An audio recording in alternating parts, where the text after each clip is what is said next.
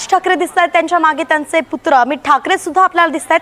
खरं तर दोघांनी सुद्धा संपूर्ण महाराष्ट्रच या निवडणुकीत पिंजून काढला होता आणि त्यात त्यांचा मुख्य लक्ष हे मुंबईमध्ये होतं. मुंबईत त्यांनी ज्या जाहीर सभा घेतल्या, जे काही मुलाखती दिल्या, त्यातून त्यांनी मराठी जनांना आवाहन केलं की एक एक मतदान महत्त्वाचं आहे. ते करण्यासाठी तुम्ही मतदान केंद्रावरती जा, घराच्या बाहेर पडा. अगदी. आणि प्रत्येक वेळेला मतदानाच्या वेळेला तुम्ही बाहेर पडा आणि मतदान करा असं आवाहन राज ठाकरे करत असतात. यावेळी आपण बघतोय सर्वांनी एकत्रित मतदान केलेलं आहे आणि त्यानंतर आता राज ठाकरे हे माध्यमांशी संवाद साधतील. अर्थातच सर्वांनी बाहेर पडावं, मतदान करावं वारंवार आवाहन केलं जातं. निवडणूक आयोगाकडनं सुद्धा त्यासाठीची मोठ्या प्रमाणात तयारी केलेली असते. मात्र अनेकदा टक्केवारी घसरलेली पाहायला मिळते. खास करून मुंबईमध्ये जे मतदान होणं अपेक्षित आहे ते अपेक्षित मतदान होत नाही. गेल्या वेळेला 54% मतदान झालेलं होतं. यावेळेला हा टक्का वाढावा अशी अपेक्षा आहे. राज ठाकरेंचं शिवतीत हे जे घर आहे तिथून अगदी काही अंतरावरच हे मतदान केंद्र आहे, म्हणून ते पायीच चाललेले आहेत त्या ठिकाणी. काही मिनिटांच्या अंतरावरती अगदी त्यांचं हे मतदान केंद्र बालमोहन शाळा या ठिकाणी त्यांनी मतदान केलंय आणि त्यानंतर आता ते संवाद साधतायत इतर सर्व पत्रकारांशी. राज ठाकरे यांच्यासाठी मात्र ही महत्त्वाची लढाई आहे. 53 ठिकाणी उमेदवार उभे केलेले आहेत मुंबईमध्ये आणि मोठी ताकद लावलेली आहे. वेगवेगळ्या मुद्द्यांवरून त्यांनी केंद्र सरकारवरही निशाणा साधलेला आहे आणि राज्यांवरही निशाणा साधलेला आहे. आणि काल तर त्यांनी पाडू हा एक महत्त्वाचं जे मशीन आहे त्यावरती मोठं भाष्य केलेलं होतं. आणि कशासाठी हे मशीन आणलंय हा सवाल त्यांनी आयोगाला केला होता.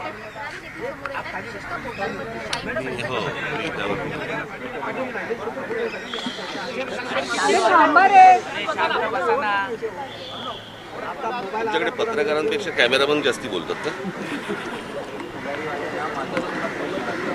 नाही, मला या विषयामध्ये मला मुद्दामून आपल्याला सांगायचं आहे की कशा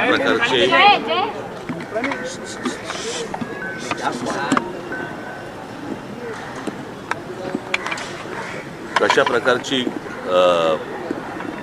सरकार कशा प्रकारची सिस्टीम चालवते की ज्या वेळेला आम्ही या गोष्टींची सुरुवात केली, मला असं वाटतं थोडंसं मी तुम्हाला अगोदर सांगणं पण गरजेचं आहे की ये न केने प्रकारे निवडणुका जिंकायच्या आणि त्याच्यासाठी जे काय वाटेल ते करता येईल त्याच्या सगळ्या गोष्टी सरकार आणि प्रशासन, म्हणजे तुम्हाला तर माहिती असेल की हा दुबारचा विषय आला. दुबारच्या विषयामध्ये पहिल्यांदा त्यांनी सांगितलं की आमचा काही संबंधच नाही, असं काही नाहीच आहे. आणि मग त्याच्यानंतर मग काहीतरी 10 लाख मुंबईमध्ये त्यांनी जाहीर केले वगैरे.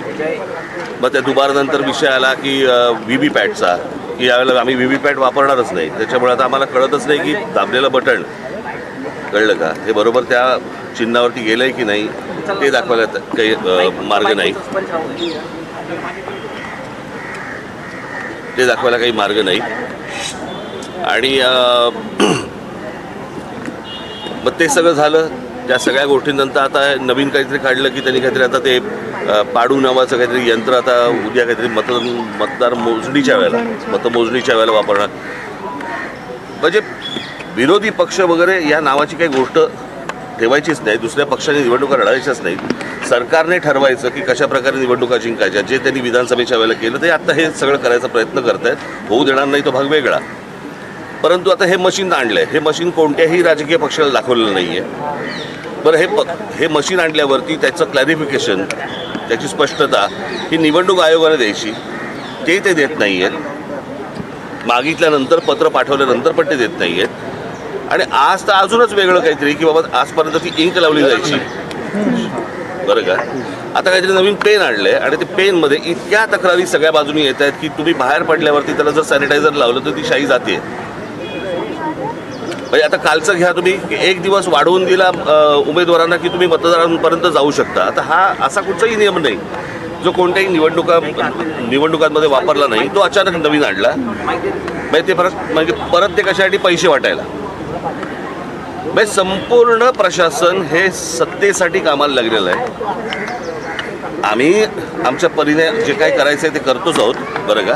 परंतु ही चांगली लोकशाहीची लक्षणं नाहीत.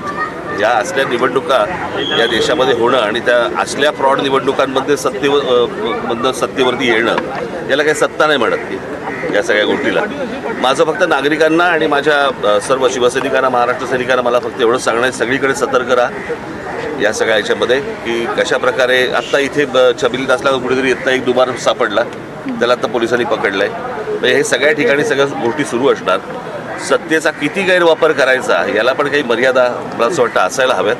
परंतु नागरिकांना आणि मला असं वाटतं की तिथल्या माझ्या शिवसैनिकांनी आणि महाराष्ट्र सैनिकांनी याच्यामध्ये सतर्क राहावं आणि कोण दुबार येत आहेत आणि कोण शाही पुसतायत आणि काय करतायत याच्यावरती त्यांनी लक्ष ठेवावं, एवढीच फक्त इच्छा. सर, सत्ताधारी नेते असं म्हणतायत घेतला तर त्यांच्यावर कारवाई केली जाईल असं अमित साटम यांनी सकाळी सांगितलेलं आहे. प्रश्न अमित साटमने ह्या गोष्टी बोलू नयेत आता, कळलं का?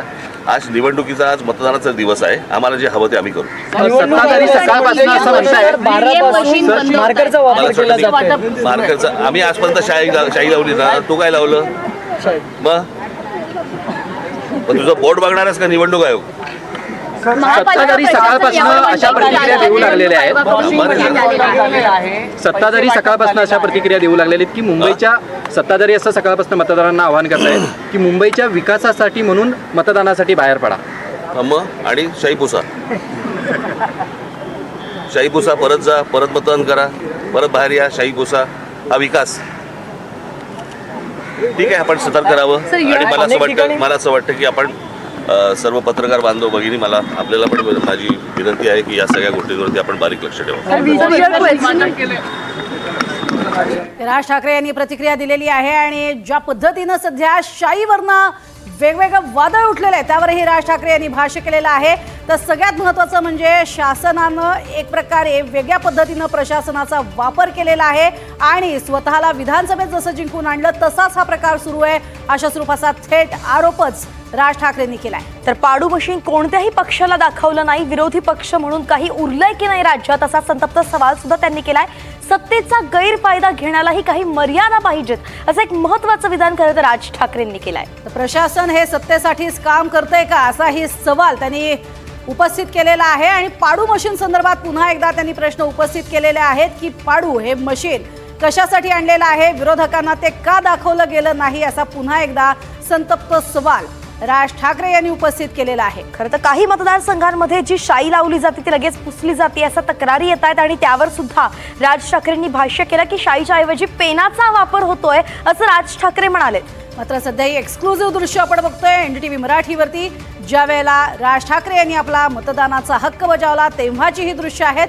सोबत त्यांची मुलगी सुद्धा आहे आणि त्याचबरोबर पत्नी तसंच सुनबाई आणि मुलगा अशा सगळ्यांनी मतदानाचा हक्क बजावला तेव्हाची ही दृश्य आपल्याला पाहायला मिळत आहेत. तर एकंदरीतच आपण पाहतोय की अनेक महत्त्वाचे दिग्गज नेते आज बाहेर पडतायत आणि मतदान करतायत. राज ठाकरे त्यातील एक नाव.